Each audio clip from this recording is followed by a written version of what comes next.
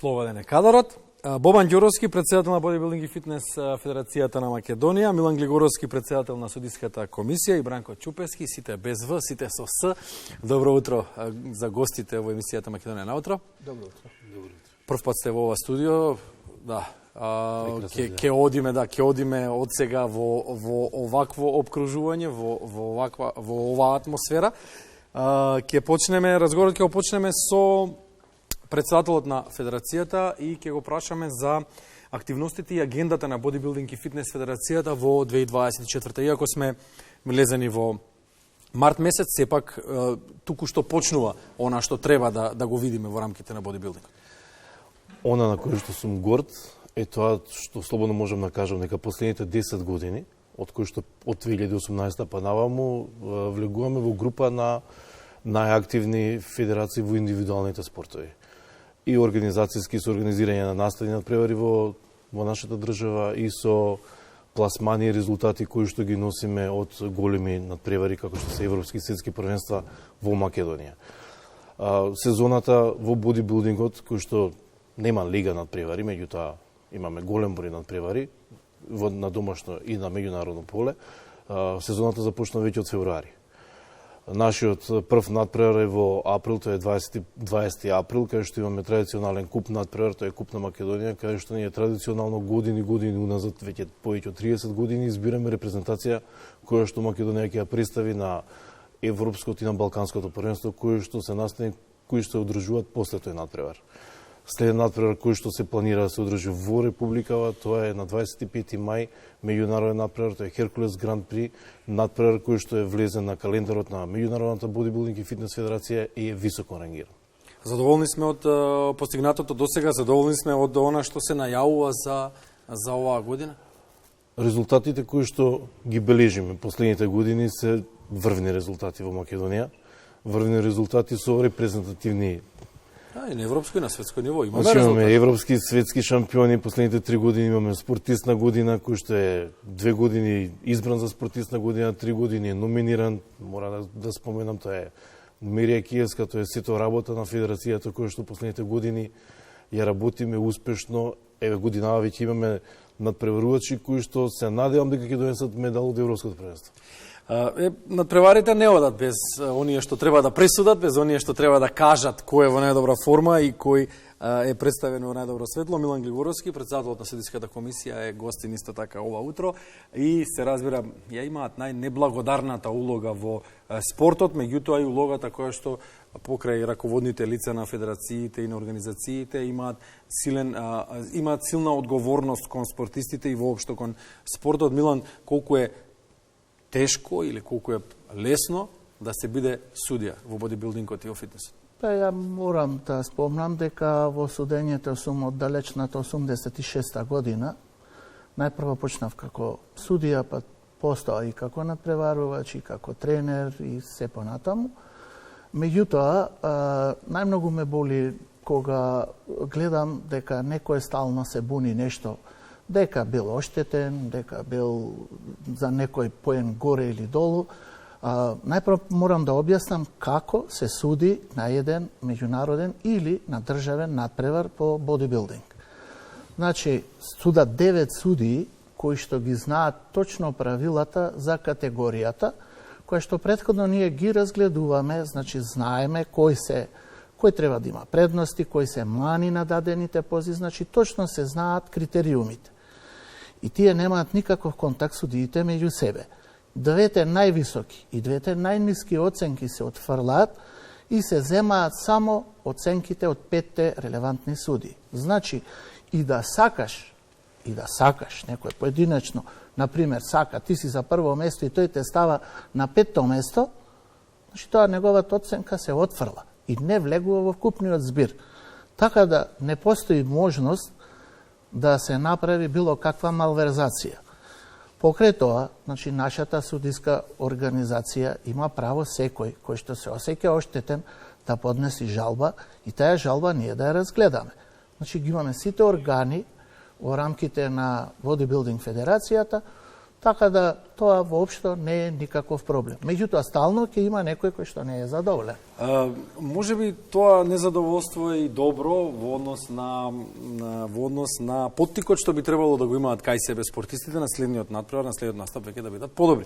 На каков квалитет е според вас македонското судење? Во сите наши спортови се жалиме на судиите, на арбитрите, на арбитражата, воопшто во кошарката, во фудбалот, во ракометот, сега актуелно, секаде, секогаш, константно има некој што е незадоволен. Дали е тоа резултат на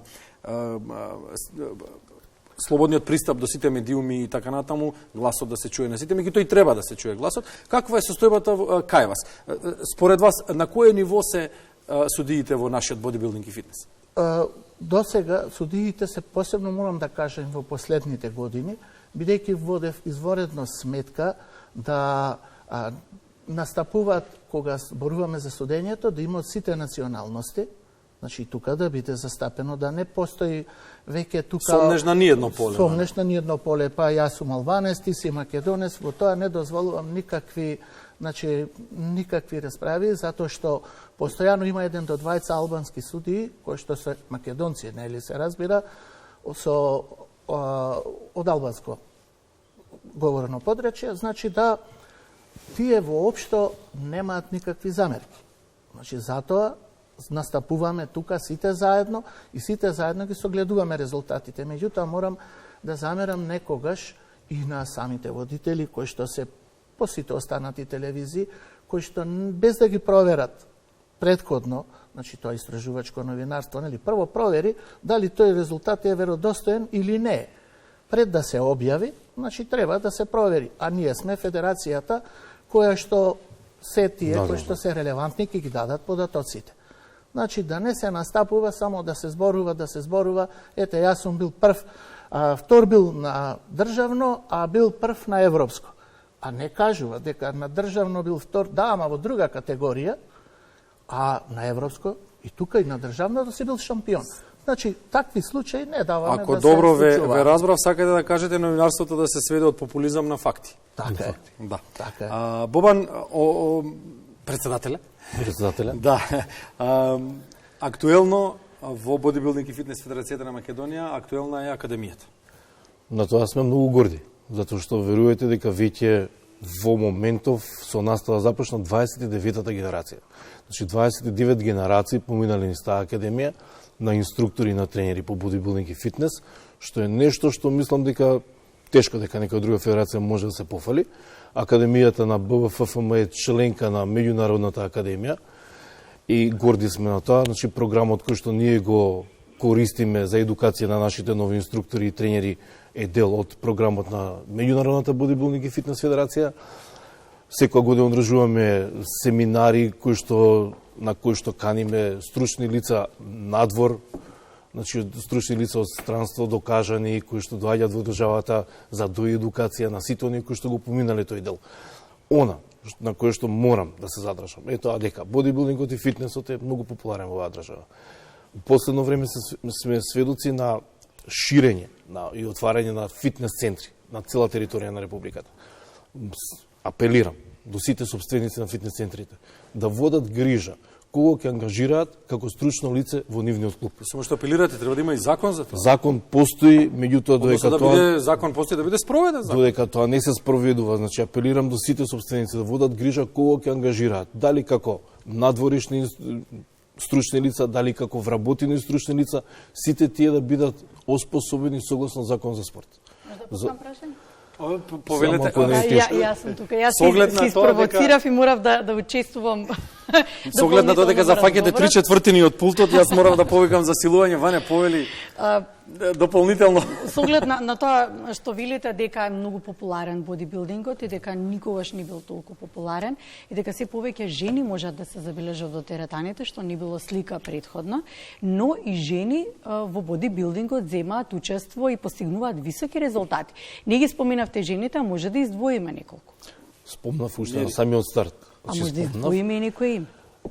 Еве, например, Мери Акиевска е девојката која што направи огромен успех.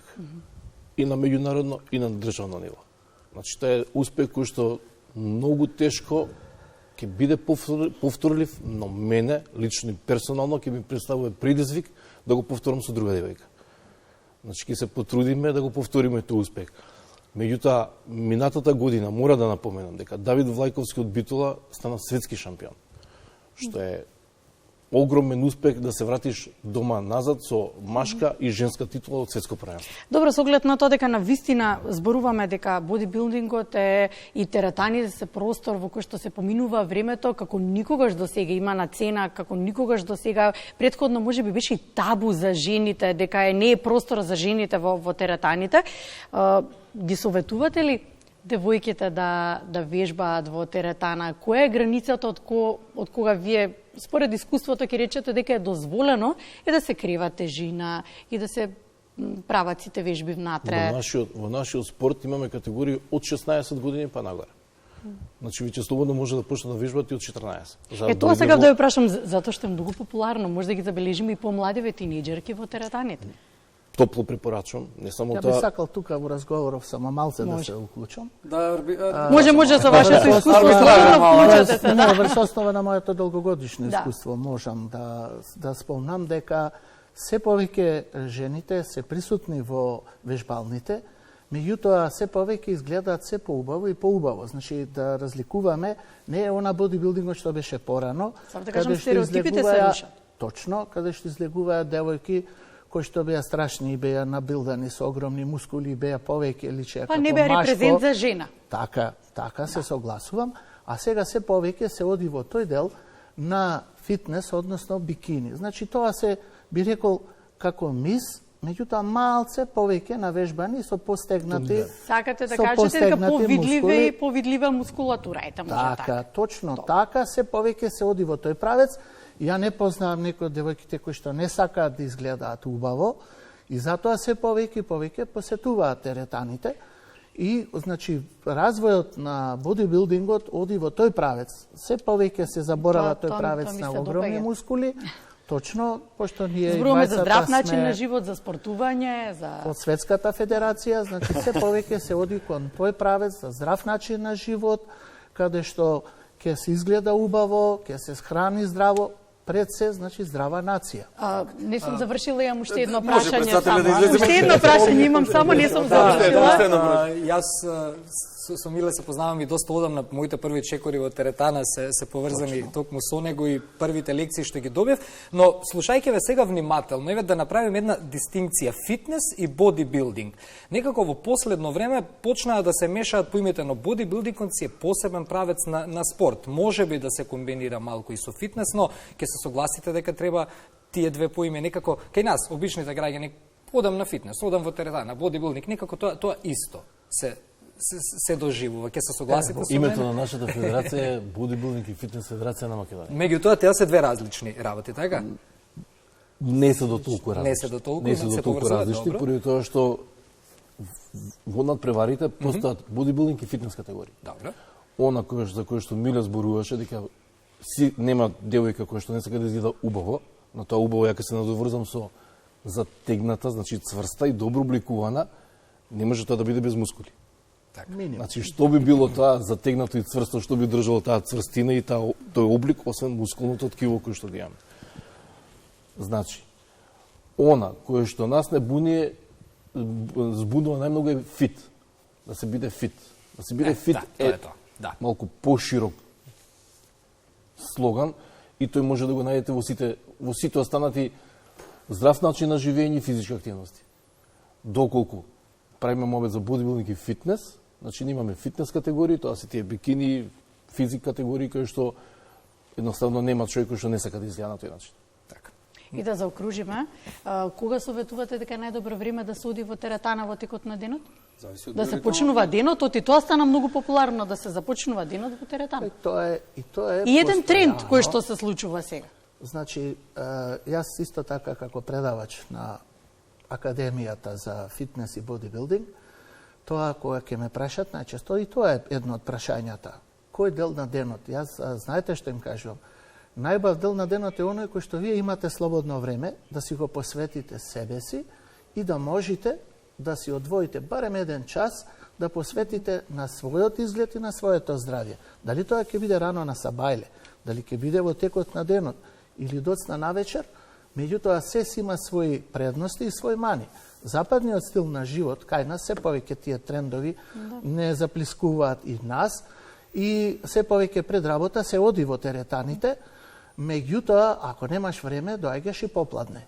Навечер, доцна вежбањето може да предизвика и додатни проблеми, а тоа е возбудување на нервниот систем и неможно за спиење, меѓутоа тоа се поретки случаеви. Затоа, кога можете и имате време, минимум 3 пати неделно, за да се одржува физичката кондиција. 4 до 5 пати, ако сакаме да видиме некои резултати. И да се слушаат професионалци, да се слушаат професионалци, бидејќи бодибилдингот не е така едноставен спорт како што ние го доживуваме, дека секој може да влезе во теретана и се знае. Да се слушаат професионалци не само за вежби, туку и за начинот на исхрана. Така, ќе се согласим. Тие трендови. Добро, Бранко, сакаш нешто да кажеш на крај? Колеги, не сакам да ги пред да се ви благодариме за гостувањето. Бобан Ѓоровски, председател на Бодибилдинг и фитнес федерацијата на Македонија, Милан Глигоровски, председател на судиската комисија. Благодариме на поканата. Мило ми што имате така големо студио ново. Може да издемонстрираме некогаш да веќе од следните настапи ќе биде малку поинаку. Да, може да изненадиме. Имаме простори за поише медали. Може да изненадиме, Да, јас на